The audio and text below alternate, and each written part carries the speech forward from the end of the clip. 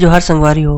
अगर आप मन ला हमार वीडियो पसंद है सोही तो वीडियो ला लाइक करो और चैनल ला सब्सक्राइब जरूर करो और हाँ बेल आइकन ला जरूर दबाओ ताकि हमार नवा अवैया वीडियो आप मन ला सबले पहले मिले।